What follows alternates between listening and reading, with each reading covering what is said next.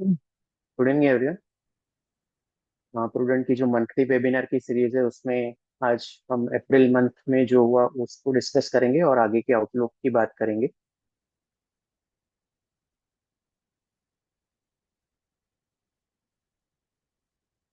तो April month global perspective से काफी वॉलेटाइल रहा। रीजन ये था कि ट्रम्प एडमिनिस्ट्रेशन में जो आया, इनाग्रेशन हुआ ट्रम्प, उसके बाद उन्होंने 2 अप्रैल डेट सेट की थी जो टैरिफ की उन्होंने बात की थी। तो जो 2 अप्रैल को एक्चुअल टैरिफ उन्होंने अनाउंस की वो एक्सपेक्टेशन से काफी ज्यादा थी। एक्चुअली एक मीडिया में एक बहुत जो विजुअल वायरल हुए थे, उन्होंने अपने हाथ में एक बोर्ड पकड़ के रखा था और हर एक कंट्री पे कितनी टैरिफ लगेगी वो दिखा रहे थे वो। तो उसमें कुछ कंट्रीज पे तो ये टैरिफ 50-55% तक चली गई थी। तो मार्केट की एक्सपेक्टेशन से ये काफी ज्यादा थी और ये भी डर बना कि ये जो टैरिफ वॉर चलेगी इसके चलते ग्लोबल ट्रेड के पे इम्पैक्ट होगा और वो अल्टीमेटली ग्लोबल इकोनॉमी को स्लो डाउन करेगा और या शायद रिसेशन भी आ सकता है। और जैसे ही अप्रैल 2 को ट्रम्प ने ये टैरिफ अनाउंस की, चाइना ने रिटालिएट किया। चाइना वर्ल्ड की सेकंड लार्जेस्ट इकोनॉमी है यूएस के बाद, और चाइना ने यूएस की जो गुड्स है उस पे टैरिफ बढ़ा दी। उसके रिप्लाई में यूएस ने फिर चाइना पे जो गुड्स है उससे और टैरिफ बढ़ाई। चाइना ने फिर उस पे नए टैरिफ लगाए बढ़ाए और यूएस ने फिर उस पे और टैरिफ बढ़ाए। तो ये जो ड्रामा प्ले आउट हुआ उसमें चाइना पे टोटल 145% के टैरिफ लगा दिए ट्रम्प ने। तो इसी 6-7 दिनों में काफी सारी इस टैरिफ वॉर के चलते वर्ल्ड के सारे एसेट क्लासेस में काफी वॉलेटिलिटी हुई। और इसी दौरान अप्रैल 9 को न्यूज आया कि यूएस ने जो टैरिफ अनाउंस की थी उसमें 90 डेज का पॉज लिया है। मतलब जो नई टैरिफ है वो 90 डेज तक नहीं लगेंगी, सिर्फ चाइना को छोड़ के, क्योंकि चाइना ने यूएस के डिसीजन के खिलाफ रिटेलिएट किया था। तो ये जो 90 डेज का पॉज आया इसने एक, क्योंकि इसके पहले काफी सारी नर्वसनेस थी, काफी सारा वीकनेस था, और एकदम से ये पॉजिटिव न्यूज आया तो इस न्यूज के चलते काफी सारा शॉर्ट कवरिंग हुआ और यूएस मार्केट में 8 to 12% का जंप देखा गया 9 अप्रैल को। और डाउ के लिए इनफैक्ट मार्च 20 के बाद का बिगेस्ट डेली गेन रहा, और नास्टेक के लिए ये जनवरी 2001 के बाद का बिगेस्ट डेली गेन रहा। और पूरी हिस्ट्री की बात करें तो नास्टेक के लिए ये सेकंड बेस्ट डे रहा और S&P 500 के लिए third biggest one day gain रहा। तो ये जो टैरिफ के फ्रंट पे बैक एंड फोर्थ हुआ उससे यूएस के जो एसेट हैं उस पे काफी नेगेटिव इम्पैक्ट पड़ा। हिस्टोरिकली यूएस के जो एसेट्स हैं, अ, चाहे डॉलर हो या फिर यूएस की ट्रेजरीज हो, वो एक सेफ हेवन माना जाता है। और वर्ल्ड की सारे जो इन्वेस्टर हैं मेजर इंक्लूडिंग सेंट्रल बैंक्स, वो इसमें अपना काफी सारा पैसा इन्वेस्ट करके रखती है। तो ये जो टैरिफ वॉर चला उसने इस कॉन्फिडेंस को हिला दिया। तो इसका जो वेरियस एसेट क्लासेस पे इम्पैक्ट हुआ उसको एक बार देख लेते हैं। तो पहले एक करेंसी मार्केट की बात करते हैं। तो डॉलर इंडेक्स एक अंडरलाइंग है जो डॉलर को 6 करेंसीज के सामने कंपेयर करता है। इसमें आपका यूरो आ गया, येन आ गया, ग्रेट ब्रिटेन ब्रिटेन पाउंड आ गया, जापानीज येन आ गया, कैनेडियन डॉलर आ गया, स्विस फ्रैंक आ गया, स्वीडिश क्रोना आ गया। तो ये 6 करेंसीज के सामने डॉलर इंडेक्स जो है वो पेग है। तो डॉलर इंडेक्स जो, ये जो अगर फेज अगर आप देखें तो ट्रम्प के इलेक्शन का रनअप है उसमें डॉलर इंडेक्स काफी स्ट्रांग हुआ था इस फेज में, सितंबर से लेके जनवरी मिड तक। तो एक्सपेक्टेशन ये थी कि ट्रम्प आएगा तो ऐसे स्टेप्स लेगा कि यूएस इकोनॉमी काफी स्ट्रांग होगी और इसी के चलते डॉलर इंडेक्स में काफी तेजी देखी गई।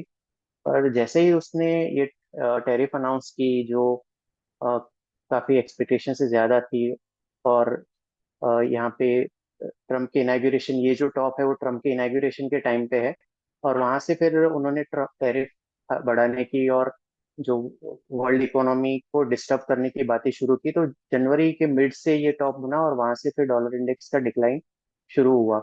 और अप्रैल में ये डिक्लाइन फर्दर एक्सेलरेट हुआ, जो टैरिफ वॉर की हमने बात की उसके चलते। तो डॉलर इंडेक्स, जो कि मतलब डॉलर का होल्डिंग इतना प्राइस्ड एसेट माना जाता है, तो डॉलर को काफी सारा डंप किया वेरियस इन्वेस्टर्स ने, और उसी के चलते डॉलर की वैल्यू जो दूसरी करेंसी से उसके सामने जनवरी मिड से जब से ट्रम्प आया वहां से गिरना शुरू हुई। और 97.92 का इसने लो बनाया अप्रैल महीने में, और वहां से फिर ये थोड़ा रिकवर होके 100 के आसपास चल रहा है। अगर बॉन्ड मार्केट की बात करें तो यूएस की जो ट्रेजरीज हैं वो भी काफी प्राइस्ड एसेट मानी जाती हैं। काफी सारे investors including various reserve banks, various central banks इसमें इन्वेस्ट करती हैं। तो यहाँ पे अगर आप देखें तो 4.81 का मिड जनवरी में टॉप बना था, और फिर वहां से कंटिन्यूस हमने डिक्लाइन देखा। यूएस की ट्रेजरीज, ये ट्रेजरीज का ये यील्ड है, मतलब अगर ये गिरती हैं तो बॉन्ड प्राइसेस बढ़ते हैं। तो बॉन्ड प्राइसेस और यील्ड का इनवर्स रिलेशन होता है। तो ये 4.81% से लेके यहाँ पे गिरा। ये एक्सपेक्टेशन यहाँ पे ये बन रही थी कि ट्रम्प आएंगे तो फेड चेयर पॉवेल को कंपल्सन करेंगे कि भाई इंटरेस्ट रेट घटाओ। तो इसी के एक्सपेक्टेशन में ये हमने डिक्लाइन देखी इस फेज में। पर ये जो फेज अगर आप देख रहे हैं, तो ये अप्रैल 2 से अप्रैल 7-8 वाला फेज है, जहाँ पे हमने नीचे के लेवल से एक बहुत बड़ा स्पाइक देखा। क्योंकि इस फेज में जो ट्रम्प ने चाइना पे एक्स्ट्रा टैरिफ लगाई और चाइना ने फिर से रिटेलिएट किया, और वो जो ट्रेड वॉर चली, तो उसमें मार्केट में ये रिपोर्ट्स आ रही थी कि चाइना जो यूएस की ट्रेजरीज हैं उनको डंप कर रहा है। तो उसके चलते ये जो ट्रेजरी यील्ड है इसमें काफी सारा स्पाइक इस फेज में हमको 5-6 दिन में देखने को मिला। और फिर वहां से थोड़े कूल ऑफ होके यूएस के ट्रेजरी यील्ड अभी 4.2 4.3 के आसपास चल रहे हैं। ऑयल मार्केट पे भी इस ट्रेड वॉर का सिग्निफिकेंट इम्पैक्ट पड़ा। यहाँ पे अगर आप देखें तो जो ब्रेंट क्रूड का ये चार्ट है, करीबन $82 के आसपास ये ट्रम्प ने संभाला यूएस का प्रेसिडेंशियल पोस्ट मिड जनवरी में, तभी $82 के आसपास था। और टैरिफ वॉर के चलते इसमें सब्सिक्वेंट मंथ्स में काफी बड़ी गिरावट देखी गई, और $58 के करीबन इसने 9 अप्रैल को बॉटम बनाया रिसेशन फियर्स के चलते। और आज ये फर्दर डाउन है, इस लेवल से भी थोड़ा इसी के आसपास चल रहा है। तो क्रूड ऑयल में काफी गिरावट देखी गई इस टैरिफ वॉर के चलते, क्योंकि ग्लोबल इकोनॉमी स्लो डाउन होगी या फिर रिसेशन भी आ सकता है, वो फियर्स बने हैं। यूएस के इक्विटी मार्केट्स की बात करें तो 31 जनवरी को डाउ ने करीबन यहाँ पे 45,000 का टॉप बनाया था, और फिर ये टैरिफ की जो ड्रामा चला उसमें काफी सारा करेक्शन यूएस के मार्केट्स में भी देखा गया। डाउ इटसेल्फ 36,600 7 अप्रैल को चला गया था, तो ये करीबन 18-19% का इस लेवल से करेक्शन हमने देखा। और फिर वहां से जब 90 डेज का पॉज की ट्रम्प ने बात की, तो वहां से फिर एक शार्प मूव हमने देखा है नीचे के लेवल से, करीबन 12-13% रिकवर भी हुआ है डाउ।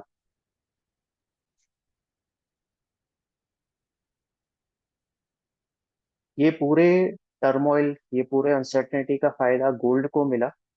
गोल्ड ने इस दौरान काफी बड़े गेन्स दर्ज किए। इनफैक्ट 18 दिसंबर, क्योंकि ये बॉटम है यहाँ पे, गोल्ड करीबन $2,600 के आसपास था। और हाई में हमने देखा कि अप्रैल की शुरुआत में इसने 22 अप्रैल को इनफैक्ट $3,500 का हाई बनाया। तो करीबन इस शॉर्ट ड्यूरेशन में कुछ ही महीनों में इसने 35% का गेंस देखा। और ये जो फेज अगर आप देख रहे हैं, तो ये अप्रैल 2 से लेके जो यूएस और चाइना के बीच में ट्रेड वॉर छिड़ी, तो उसमें गोल्ड सबसे ज्यादा एकदम शार्प स्पाइक हमने इस फेज में गोल्ड में देखा। तो फिर अब $3,500 बनाने के बाद जो ऐसे कुछ न्यूज आ रहे हैं कि चाइना भी नेगोशिएशंस करने के लिए तैयार है, तो इसी के चलते ऊपर के लेवल से गोल्ड में थोड़ी सी गिरावट आई। अब निफ्टी की अगर बात करें तो निफ्टी ने ये मार्च, निफ्टी का वीकली चार्ट है, और मार्च महीने में इसने इस ट्रेंड लाइन के आसपास, बड़ी ट्रेंड लाइन के आसपास सपोर्ट लिया था। ये इनफैक्ट 2022 और ये 2023, इसमें ये जो दो बड़े बॉटम बने थे इनको कनेक्ट करते हैं, तो इस ट्रेंड लाइन का सपोर्ट इसने मार्च में लिया था। और फिर वहां से एक अच्छी अपमूव आई थी, पर फिर बाद में वहां से फिर से करेक्शन देखा गया, और अप्रैल के बिगिनिंग में जो ये ट्रम्प ट्रेड वॉर की बातें चल रही थी, तो निफ्टी ने 21,743 का लो बनाया। मार्च में ये करीबन 22,000, 21,950 के आसपास ये बॉटम बना था, तो उससे 150-200 पॉइंट और नीचे गया, पर वहां पे टिका नहीं। इस ट्रेंड लाइन के ऊपर ही उसने क्लोज दिया वीकली बेसिस पे, और फिर वहां से ना केवल ये इसने रिकवरी अच्छी दिखाई, इसने मार्च महीने के टॉप को भी काटा।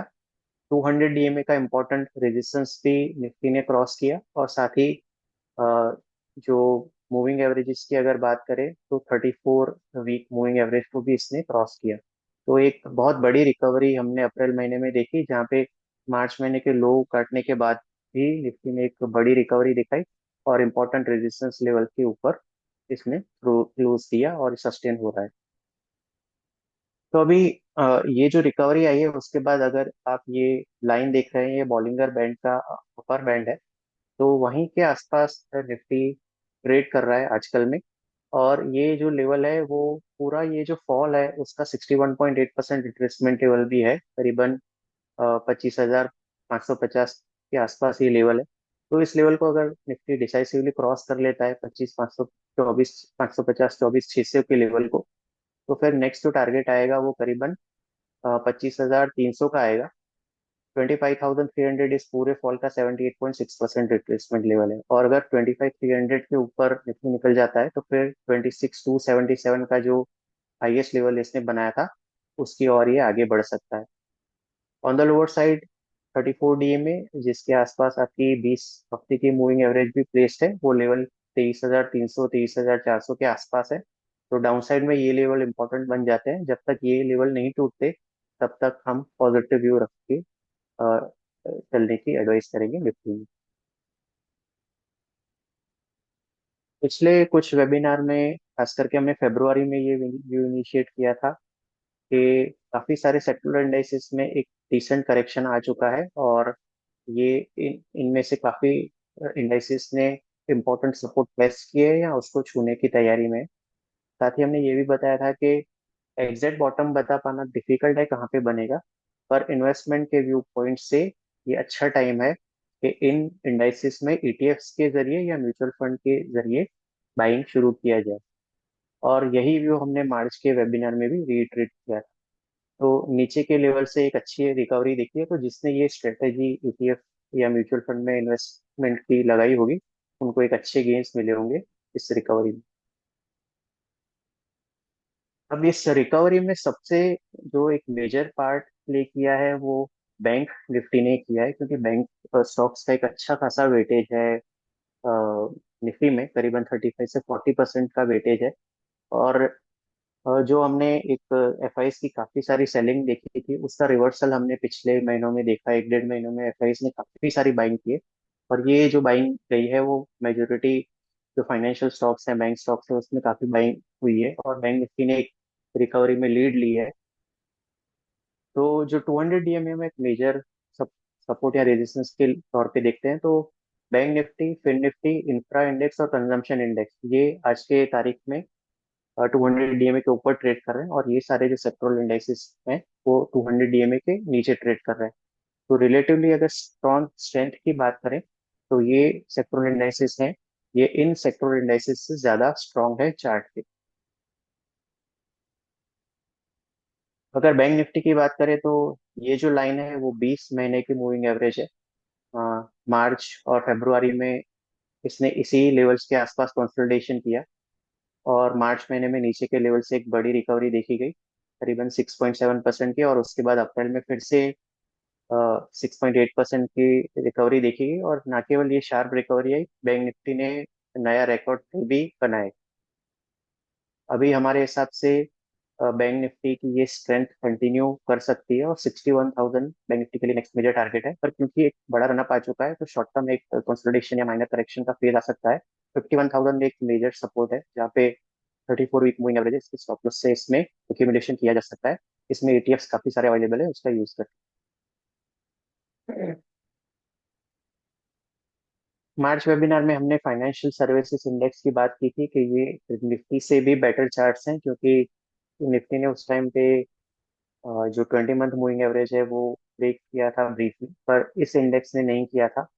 और हमने एक रिलेटिवली इस पे स्ट्रॉन्ग व्यू जताया था, तो इस इंडेक्स ने भी नीचे के लेवल से अच्छी रिकवरी दिखाई और इसने भी एक फ्रेश रिकॉर्ड हाई बनाया है। इसको भी डाउन साइड पे एक्यूमुलेट किया जा सकता है, इसमें भी फिन आई ETF अवेलेबल।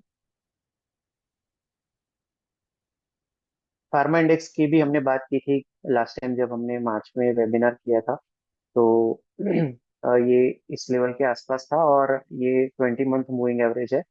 तो अप्रैल में ब्रीफली ये उसके नीचे गया, पर वहां से फिर शार्प रिकवरी देके ये ऊपर आया है। तो ये इसने भी अपने जो लॉन्ग टर्म एवरेजेस हैं उसको होल्ड किया है। On the higher side 200 DA में इसकी प्लेस्ड है, जो रिसेंट हाइस है 22,000, इसको 22,100 के आसपास, और ये लेवल अगर क्रॉस हो जाता है तो फिर इसमें जो प्रीवियस ऑल टाइम हाई बने थे इसके तरफ ये जा सकता है। ऑयल एंड गैस इंडेक्स की भी हमने बात की थी कि एक मेजर करेक्शन इसमें हमको देखने को मिला था, और ये इसके 34 मंथ मूविंग एवरेज को टेस्ट कर रहा था। तो इसी लेवल के आसपास से एक बड़ी रिकवरी हमने ऑयल एंड गैस इंडेक्स में देखी है। करीबन 9576 से लेके 11,300 तक का हमने इसमें उछाल देखा है। On the higher side 34 week moving average 11,550 के आसपास है, वो हर्डल क्रॉस करता है तो फिर इसमें नेक्स्ट अप मूव भी आ सकती है। एनर्जी इंडेक्स की भी हमने डिस्कशन की थी, एक बड़ा फॉल इसमें हमने देखा था और हमने बताया था कि इस फॉल के बाद ये प्रीवियस जो टॉप था वो कहीं ना कहीं सपोर्ट का काम कर सकता है, और एग्जैक्ट वहीं से इस जो लेवल को छूने के बाद वहाँ एनर्जी इंडेक्स में भी हमको अच्छा उछाल देखने को मिला है। 30,200 के आसपास पे ये बॉटम, और वहां से 34,100 के आसपास ये इंडेक्स ट्रेड कर रहा है। इंफ्रा इंडेक्स जो कि हमने पहले जो सेक्टोरल इंडेक्स इसका डिस्कशन किया उसमें ये इंडेक्स 200 DMA के ऊपर ट्रेड कर रहा है, तो ये इंडेक्स एक रिलेटिवली स्ट्रॉन्गर इंडेक्स है compare to many other indexes जो 200 DMA के नीचे ट्रेड कर रहे हैं। इसने अपने 34 वीक मूविंग एवरेज को भी क्रॉस किया है, तो ये एक अपनी लीडरशिप कंटिन्यू कर सकता है।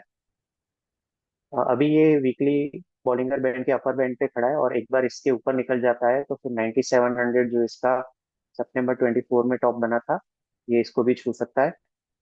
इसको प्ले कर सकते हैं इंफ्रा 20 और इंफ्रा आई ETF, जो ETF अवेलेबल है। वो अल्फा जो हमारे कॉल्स हैं रिकमेंडेशन है कैटेगरी, वो टेक्निकल कॉल्स हैं जो 1 से 2 महीने के टाइम हॉराइजन से हम देखते हैं।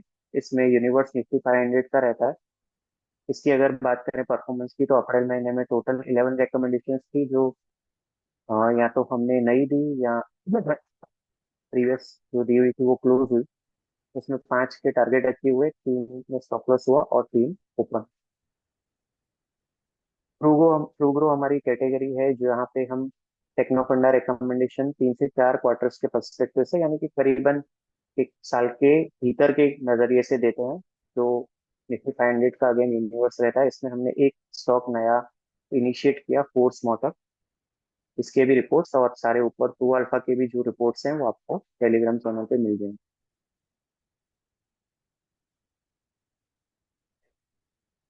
ये स्टैंडर्ड डिस्क्लेमर है। जो भी स्टॉक्स हमने डिस्कस किए उसमें हमारे क्लाइंट्स की या हमारी पर्सनल होल्डिंग हो सकती है, सिक्योरिटीज मार्केट में इन्वेस्टर बाजार जोखिम के अधीन है। आगे के प्रेजेंटेशन के लिए मैं वीरेंद्र को हैंड ओवर करूंगा। Thank you.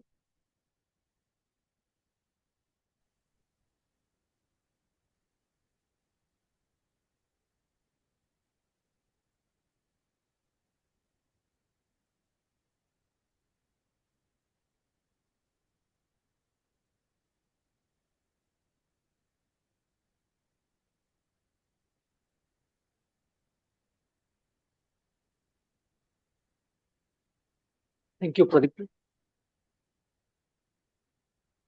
Audible? Audible? Yes. तो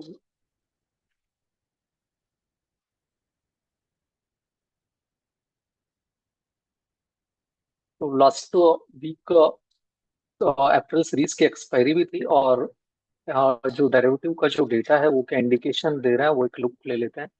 तो ओवरऑल यदि हम रोल ओवर देखें तो ये चार्ट लास्ट 6 मंथ के रोल ओवर के डेटा दे रहा है। This is indicating the 3 month as well as 6 month average. Overall roll over देखें तो इन टेंडम रहा लास्ट सीरीज, इवन 3 मंथ्स और 6 मंथ्स के ही लेवल पे रहा। वहीं निफ्टी का जो रोल ओवर है वो स्लाइटली हायर था compare to last series, but little bit lower than the 3 month और 6 मंथ एवरेज से। वहीं बैंक निफ्टी का रोल ओवर देखें तो it was lower than last series and even lower than the 3 month average of 79%। ये जो chart है ये एक्सपायरी का कंपेयर टू मई की जो सीरीज शुरू हुई है कंपेयर टू अप्रैल सीरीज क्या पोजीशन है। तो निफ्टी फ्यूचर्स वही नंबर ऑफ शेयर्स हम देखें तो वो 9% लोअर है compare to April series, it is standing at 1.28 crore. वहीं बैंक निफ्टी फ्यूचर्स का जो ओवाई है वो 20% लोअर रहा मई की सीरीज की शुरुआत में एट 0.28 करोड़। और वहीं अप्रैल सीरीज के अंदर हमने निफ्टी के अंदर it close with A gain of 2.8%, और ये लगातार दूसरी सीरीज की निफ्टी पॉजिटिव में क्लोज हुई। ये जो चार्ट है ये इंडिकेट कर रहा है कि एफआई का जो नेट लॉन्ग पोजीशन है वो सीरीज की शुरुआत में कैसा रहता है। तो ये यदि हम देखें तो इस सीरीज के अंदर एफआई का जो नेट लॉन्ग पोजीशन है वो 40.9% है। और ये लास्ट 6 मंथ के यदि हम देखें तो उस एवरेज से ऑलमोस्ट काफी हाई है, नो डाउट। तो हमने जून जुलाई अगस्त सितंबर के इस यहाँ के पीरियड में जो देखा था उससे अभी भी नीचे है। बट दिस इंडिकेट कि एफआईआई का जो अभी नेट लॉन्ग पोजीशन है इट हैज मूव टू 47%। तो 47 मतलब कि वो 47% लॉन्ग है and they are short by 53%। But ये एक बैलेंस पोजीशन है करंटली एफआईआई का कि उन्होंने जो एफटी शॉर्ट पोजीशन फरवरी की सीरीज की शुरुआत में थी उससे they have increase almost and move to 41%। ये जो चार्ट है ये ओपन इंटरेस्ट का डिस्ट्रीब्यूशन इंडिकेट कर रहा है। This data is up to yesterday closing तक का है ये। तो यहाँ पे यदि हम हाईएस्ट ओआई देखें कॉल ऑप्शन में तो मई मंथ एंड सीरीज में 25,000 के स्ट्राइक प्राइस पे, और वहीं जो पुट ऑप्शन में हाईएस्ट ओआई है वो 24,000 के स्ट्राइक प्राइस पे है।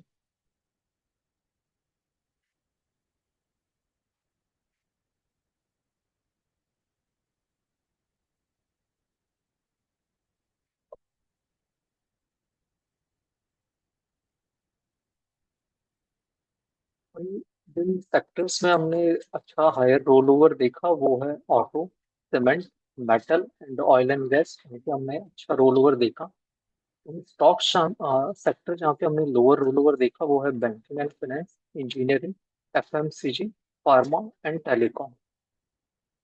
वहीं स्टॉक्स जहाँ पे हमने स्ट्रॉन्ग रोल ओवर दिखा है मई सीरीज के अंदर वो है Crompton, delight industry, Torrent power, JSW energy और इंडिको। वहीं स्टॉक्स जहाँ पे हमने वीक रोल ओवर देखा वो सीमेंस, परसिस्टेंट, डिलीवरी, कल्याण ज्वेलर्स और एसपीएम। ये जो एक आउटलुक है ओवरऑल जो ऑप्शंस के डेटा के हिसाब से major trigger is the fourth quarter earning और टैरिफ वार जो चल रहा है एंड इंडिया पाकिस्तान के बॉर्डर पे जो टेंशन चल रही है। तो टेक्निकली यदि हम देखें तो 24,000 जहाँ पे पुट ऑप्शन का हाईएस्ट ओआई है मई सीरीज में, वहीं पे 200 डीएमए भी है, और हमने लास्ट वीक में 23,847 का एक लो बनते हुए भी देखा था। तो ये जो बैंड है 24,000 से 23,847 ये एक इमीडिएट सपोर्ट जोन है। This view is for next 2-3 weeks. तो अगर ये सपोर्ट ब्रीच होता है तो डाउनसाइड में 23,400 से 23,300 एक नेक्स्ट सपोर्ट लेवल रहेगा निफ्टी। वहीं अपसाइड में जो हमने लास्ट वीक हाई बना था 24,589 वो क्रॉस होता है तो 25,000 जहाँ पे हाईएस्ट पुट ऑप्शन का हुआ है वो नेक्स्ट टारगेट रहेगा अपसाइड में, और उसके ऊपर 25,300 would be the level two. वहीं बैंक निफ्टी के अंदर हमने अप्रैल सीरीज के अंदर एक काफी अच्छी तेजी देखी है and the support level for bank Nifty is a little bit deep eight 53,400। और वहीं अपसाइड के अंदर जो हमने अप्रैल के अंदर हाई बनते देखा था 56,098 वो क्रॉस होता है तो 57,500 would be the level to eye for bank Nifty. ये डेटा है ये ऑप्शन स्ट्रेटेजी जो हम लोग यूजुअली जो व्यू होता है वो 2 से 3 ट्रेडिंग सेशन का होता है। यहाँ पे जो इंडाइसिस होते हैं वो एफएनओ के इंडाइसिस और इधर एफएनओ स्टॉक्स पे रिकमेंडेशन रहती है। This is the performance for last 6 month. और अप्रैल सीरीज के अंदर हमने 26 टोटल कॉल दिए थे, जिसमें से 21 कॉल्स में हमारा टारगेट अचीव हुआ, वहीं 4 कॉल्स में स्टॉप लॉस ट्रिगर हुआ और एक कॉल है वो ओपन है currently. Past performance is no guarantee of future results. Our investment in security market are subject to market risks. So read all the related documents carefully before investing. Please read the standard disclaimer and the disclaimer.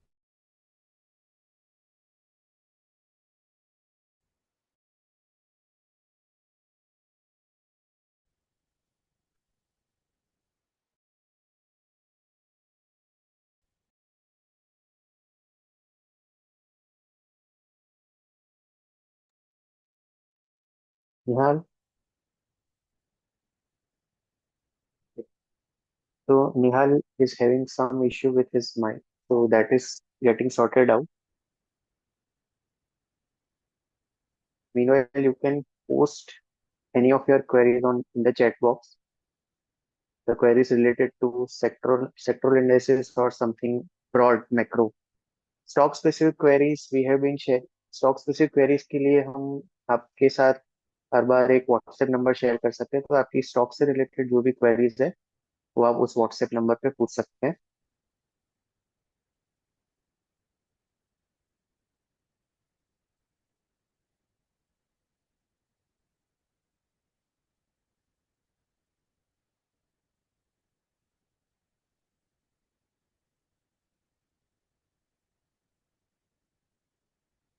तो वो जो WhatsApp number है वो मैं for the benefit एक दोहरा देता हूँ, 9099051335।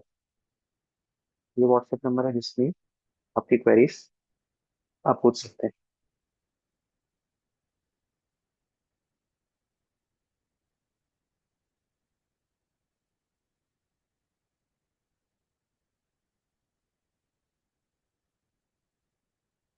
तो एक क्वेश्चन कोल इंडिया के रिजल्ट से रिलेटेड है, तो वो आई वुड रिक्वेस्ट के आप जो व्हाट्सएप नंबर दिया है उसमें देख देंगे तो हम उस पर ठीक से देख के व्यू दे पाएंगे। Hello, am I audible? Yes you are, you can take over the presentation. Okay, thank you everyone, sorry for the glitch. And अभी हम बात करते हैं कि मई महीने में, सॉरी अप्रैल महीने में, जैसे प्रदीप सर ने आपको काफ़ी एक अच्छा बैकग्राउंड व्यू दिया कि जो ट्रम्प एडमिनिस्ट्रेशन के टेरिफ्स एंड उन सब की वजह से जो भी उतार चढ़ाव हमने देखा था, April month was very volatile. तो उसकी वजह से अभी जो मंथ गया गया है पीछे, उसमें क्या इंडेक्स के रिटर्न्स रहे हैं वो हम एक बार देख लेते हैं। तो इसमें हम देख सकते हैं कि अप्रैल 5 और मई 5 के बीच के रिटर्न्स की ये स्लाइड है। तो तब हमको, जैसे सर ने बोला कि 2 अप्रैल को अनाउंसमेंट्स हुए, तो उसके बाद 2-3 दिन काफी स्टीप करेक्शन मार्केट में हमको देखने को मिला था। एंड उसी बेस के ऊपर से आज हम 5 मई पे आ चुके हैं। तो उसी बेस के ऊपर से हम काफी हेल्दी रिटर्न्स देख रहे हैं। जैसे निफ्टी 50 का 10.5% रिटर्न है, सेंसेक्स का 10.5% रिटर्न है, मिड कैप अराउंड 8% रिटर्न है, स्मॉल कैप अराउंड 6% रिटर्न है। तो ये काफी अच्छा हेल्दी गेन आप देख रहे हो 1 मंथ में। But it is after taking into consideration कि जो बेस है अप्रैल 5 का वो काफी सॉफ्ट था। एंड उसके ऊपर भी आप देख सकते हैं कि जो नैस्डैक है वो तो 17%, सॉरी 15% प्लस है। डाउ जोन्स अराउंड 9% प्लस है, S&P 12% प्लस है। तो अमेरिकन इंडाइसेस में भी वो सॉफ्ट बेस का जो इफेक्ट है वो यहाँ पे हमको देखने को मिल सकता है। एंड एशियन इंडेक्सेस में भी हैंगसेंग 13% 14% प्लस है, निकाय अराउंड 18% प्लस है। तो ये सारी जो चीजें आपको प्रदीप सर ने बताई थी वो सारी चीजें बेस में थी। एंड उसके बाद जो 90 डे का पॉज था एंड जो ट्रेड की क्या बोलते हैं इंटरनेशनल टॉक्स थी विद ट्रम्प वो चालू हुई, वो सब पॉजिटिव्स यहाँ पे फैक्टर इन हम देख सकते हैं। पर यहाँ पे भी अगर आप देखोगे तो निफ्टी जो है वो 10% से ज्यादा बढ़ी है, पर स्मॉल कैप अराउंड 6% बढ़ा है। तब तो अगर याद होगा हम काफी मन से बोल रहे हैं कि large large cap stocks are looking better than small cap stocks, mid cap stocks. तो वो यहाँ पे भी प्ले आउट हो रहा है। रिकवरी में भी आप सोचे कि ये चीज प्ले आउट हो रहा है। करेक्शन में तो हो ही रही थी कि मतलब small and mid cap stock ज्यादा करेक्ट हो रहे थे, पर रिकवरी में भी जो लार्ज कैप स्टॉक्स है उनमें रिकवरी ज्यादा जल्दी आ रही है compare to the small and mid caps. And उन सब के जो वैलिड रीजंस है, जो भी ये फॉल में या जो भी स्लोअर राइज में प्ले कर रहे हैं, उसके बारे में हम आगे बात करते हैं। तो यस, मतलब mid cap small caps have corrected, but यहाँ पे अगर आप देखो तो अभी भी वो अपना जो एवरेज अराउंड 27%, ये है बीएससी का एवरेज।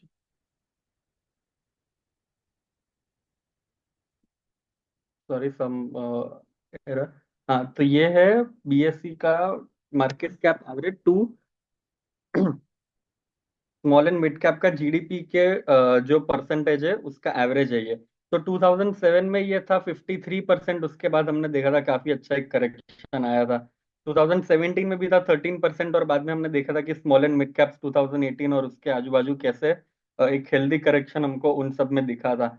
एंड यही जो दो लेवल्स है उससे भी काफी अच्छा लेवल पीक जो है 64% का 2024 सितंबर में आ चुका था। 2024 के एंड के टाइम पे आ रहा था, 64% पहुंच गया था। वो अभी डाउन हुआ है, पर अभी भी वो 50% है। मतलब समझ लीजिए कि जो 2007 में जो पीक था स्मॉल एंड मिड कैप का मार्केट कैप टू जीडीपी, वो रेशियो अभी आया है। तो अभी भी क्या ये स्टॉक्स, ये जो इंडाइसेस है, broader indices, are they cheap? No, they are still not cheap. And ये अभी भी उतने ल्यूक्रेटिव नहीं बने हैं अगर आपको एक इंडाइस के ऊपर व्यू लेना है तो। जैसे हम यहाँ पे स्टॉक स्पेसिफिक बात नहीं कर रहे, जैसे पहले भी हमने आपको काफी बार बोला है कि mid caps and small caps के बारे में जब हम बात करें, तब वो सारे मिड कैप स्टॉक्स, सारे स्मॉल कैप स्टॉक्स के बारे में बात नहीं है, ये बात है इंडेक्स की।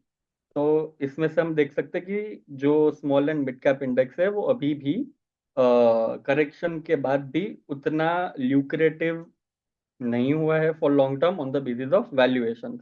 यस, फिर आप बोल सकते हैं कि जो ग्रोथ है वो यहाँ पे आता है, स्मॉल एंड मिड कैप्स में ज्यादा ग्रो करते हैं than large caps and all. And वो सब बारे में भी हम बात आगे जाके करते हैं।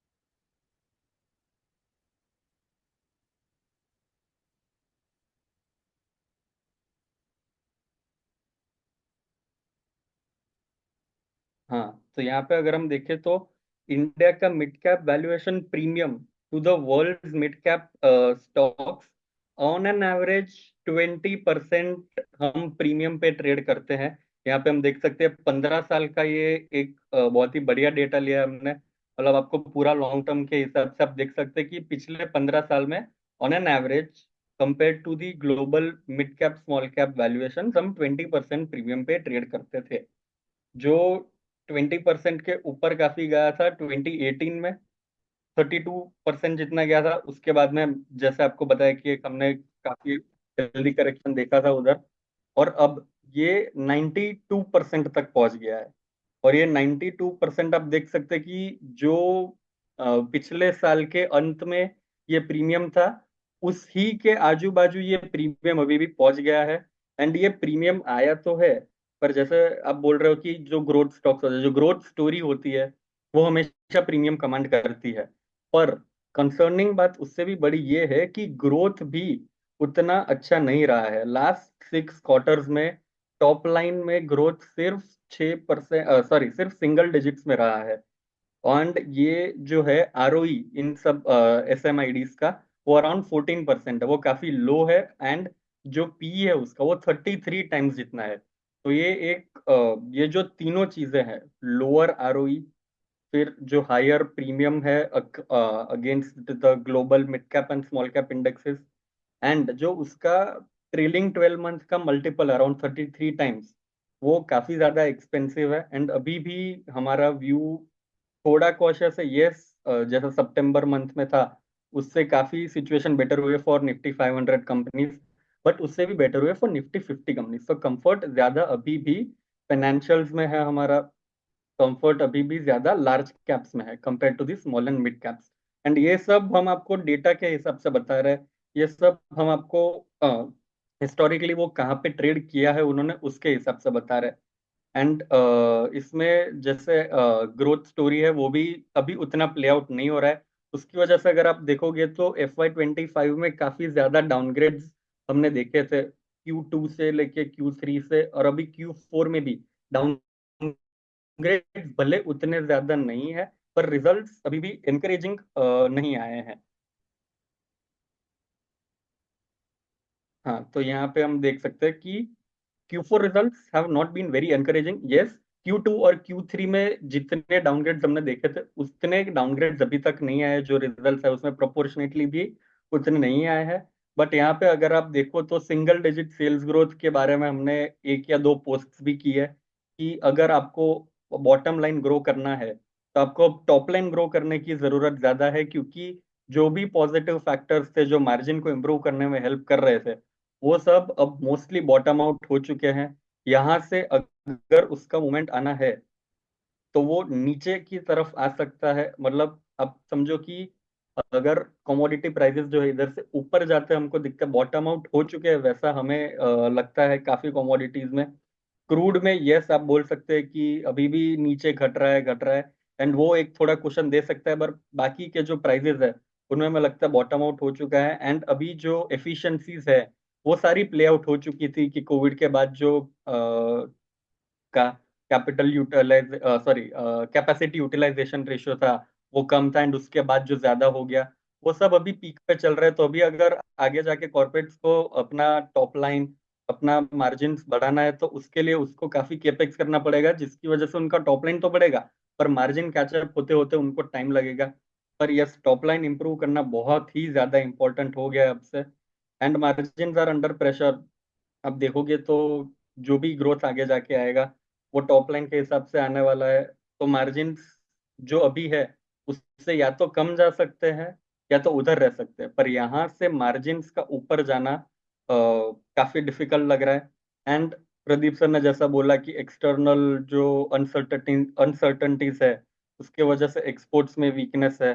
कॉर्पोरेट जो है वो टाइटन कर रहे हैं अपना अभी जो भी केपेक्स है वो अभी नहीं होना चाहिए। मतलब this is the time when government FY 25 में थोड़ा सा अपना फुट पेडल पे से उठाया था केपेक्स में, तो हमने देखा कि जो केपेक्स स्टोरी है इंडिया की वो काफी ज्यादा शांत हो गई थी, क्योंकि प्राइवेट केपेक्स उतना हो नहीं रहा था। तो ये अगर FY 26 में हमें 10-12% से ग्रो करना है तो कॉर्पोरेट्स को अच्छा सा केपेक्स करना पड़ेगा। They have to build up capacities जिसकी वजह से उनका टॉप लाइन ग्रो हो। और अगर उस लेवल पे ही मार्जिन रहे तो फिर हमें 10-12% का बॉटम लाइन ग्रोथ और निफ्टी के EPS में ग्रोथ दिख सकता है। वरना FY 26 still remains a very FY 26 का outlook still remains very iffish अगर टॉप लाइन में ग्रोथ नहीं आता है तो।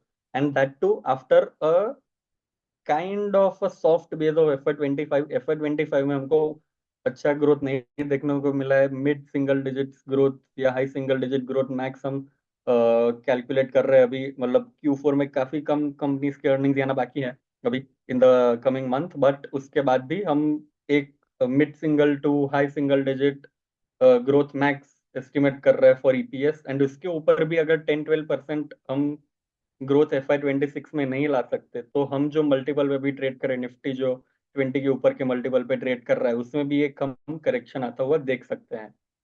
तो यस, Q4 में डाउनग्रेड उतने नहीं आए हैं पर एनकरेजिंग भी उतना नहीं रहा है।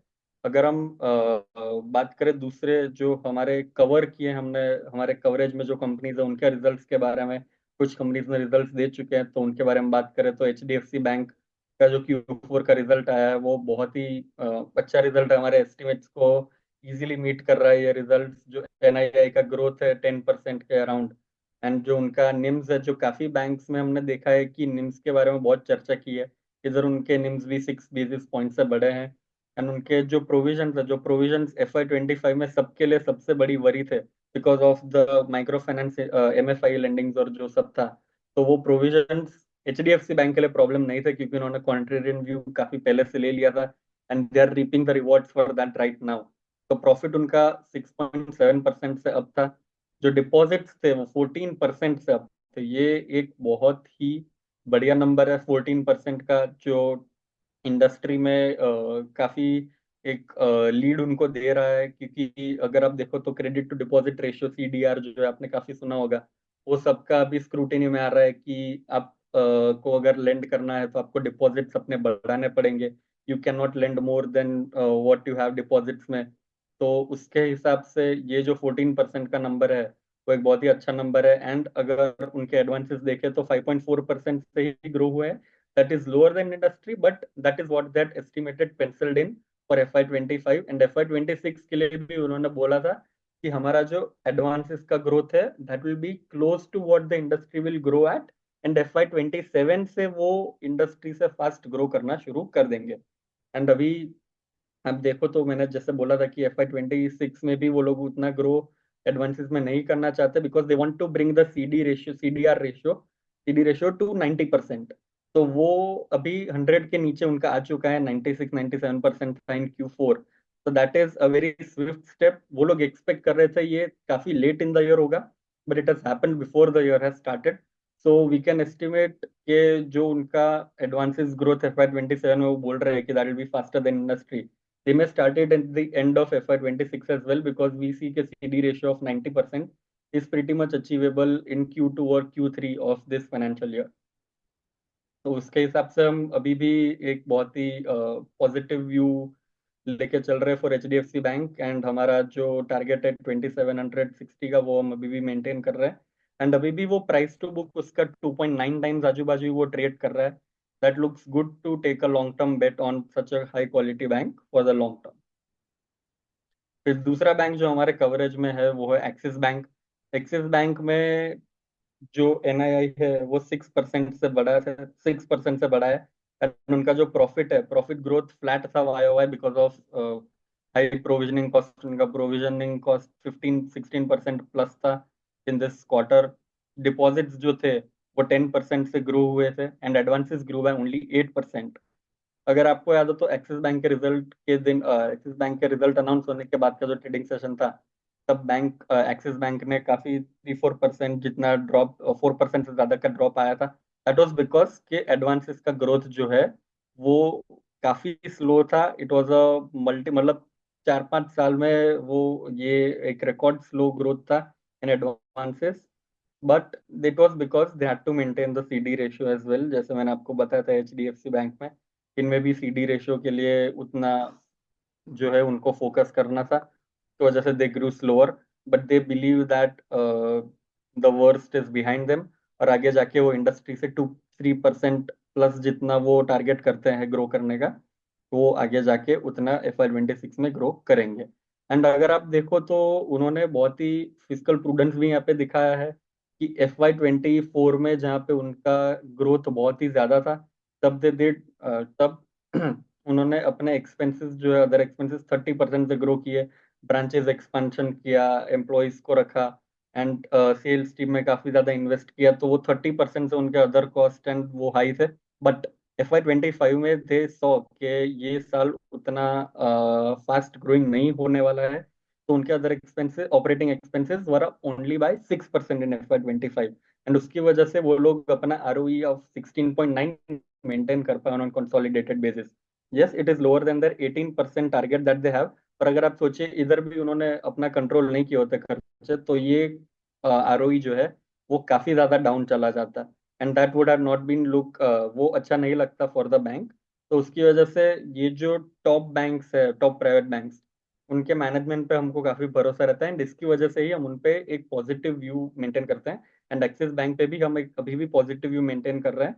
And we expect the credit growth to recover in FY26, and we still maintain our target price of rupees 1400। फिर ये रोजारी बायोटेक जो कंपनी है, केमिकल्स में काम करती है, केमिकल्स का मैन्युफैक्चरिंग करती है। HPPC segment, textile and animal husbandry जैसे उनके 3 सेगमेंट है। उनमें अगर आप देखो तो Q4 में 23% टॉप लाइन ग्रो हुआ है, that is very good number. And HPPC led the growth by 29%, growing by 29%। But where the problem is, margin उनके नीचे आए हैं। एंड देर क्यों ऐसा हुआ? इट वॉज बिकॉज HPPC में उनका जो इंस्टीट्यूशनल क्लीनिंग का जो सेगमेंट है, बुजिल रोजारी जो उनका सेगमेंट है, उसमें FY24 और FY25 में there has been a huge growth, 70% और जितना वो ग्रो हुए हैं। अगर हम उसको निकाले तो HPPC सेगमेंट का सिंगल डिजिट्स में ग्रोथ रहा है इन FY25। और वो जो सेगमेंट सबसे ज्यादा ग्रो हुआ है उसमें मार्जिन उनके कम हुए हैं। वहां पे एबिटा मार्जिन 4% था इन FY24, एंड FY25 में उन्होंने एबिटा लेवल पे लॉस किया है, because they are looking to increase the top line first, एक अच्छा सा बेस बनेंगे एंड फिर वो जाके मार्जिन पे कॉन्सेंट्रेट करेंगे। तो उसकी वजह से रोजारी के जो मार्जिन है फॉर Q4 FY25 काफी नीचे आए हैं, and for FY25 against FY24 as well, उसमें हम मार्जिन में एक डिप देख सकते हैं। एंड ये जो चीजें हैं इनको कंसिडर करते ही हमने अपना जो EPS का एस्टिमेट है उसको 12% से कट किया है फॉर FY26, एंड उससे हम हमारा टारगेट प्राइस 900 ऑड से 805 पे लेके आए हैं। So yes, this result was a bit disappointing for us and it did not meet our estimates. पर अभी भी we are quite positive on their business and their institutional cleaning business. If it generates positive EBITDA for FY26, तो ये जो उनका EPS estimate हमने cut किया है 12%, वो हम आगे जाके उसका इम्प्रूव भी कर सकते हैं। But for that we need to have confidence in what they will be able to do, and वो हम आगे जाके आगे के क्वार्टर्स में उनके जैसे रिजल्ट आते हैं वैसे हम उनको अपग्रेड करेंगे। तो thank you everyone, this is a detail disclaimer. अगर आपको कोई भी क्वेश्चन है अभी तो आप वो हमें पूछ सकते हैं।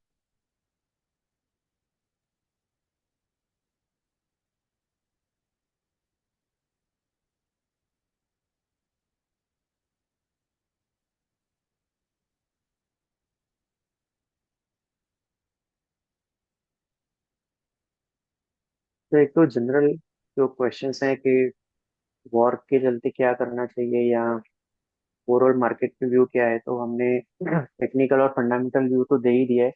अब इंडिया पाकिस्तान के वॉर की जहाँ तक बात है तो वो अभी तो इंडिया ने इकोनॉमिक स्टेप्स लिए हैं, मिलिट्री एक्शन होता है कि नहीं होता है, तो your guess is as good as my my guess. तो उसमें पता नहीं क्या होगा।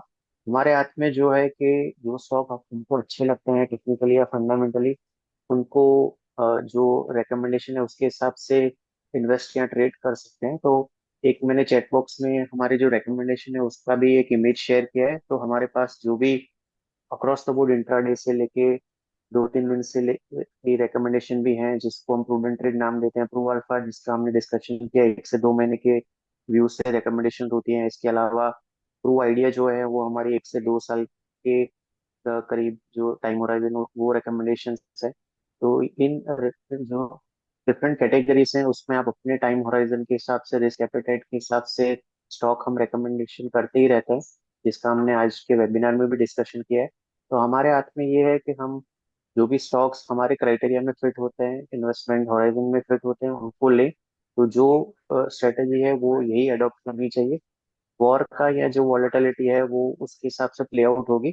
तो हम अपने हिसाब से जो फंडामेंटल नजरिए से स्टॉक्स हैं उसको उस तरीके से लेंगे, टेक्निकल व्यू है उसमें स्टॉप लॉस के साथ काम करेंगे। तो हमारे हाथ में ये जो है ये चीजें हैं, तो उसको ही हमको स्टिक करना है।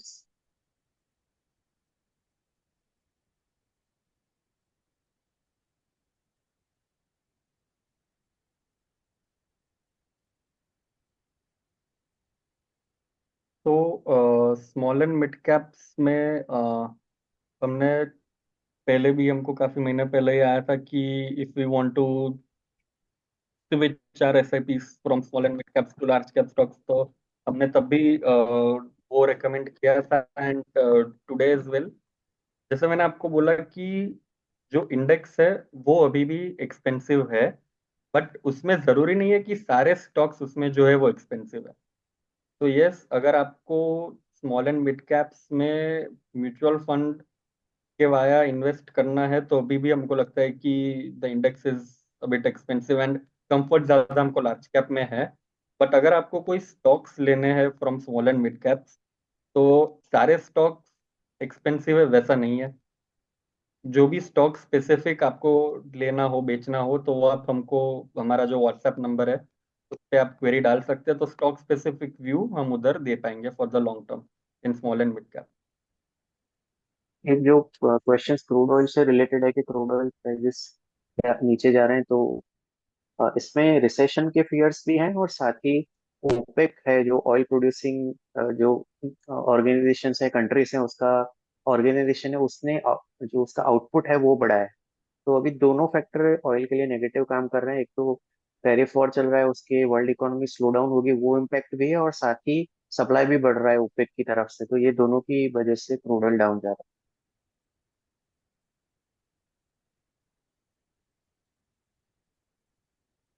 क्योंकि I think this covers majority of the questions. जो भी स्टॉक स्पेसिफिक क्वेरीज हैं वो व्हाट्सएप नंबर पे आप पूछ सकते हैं।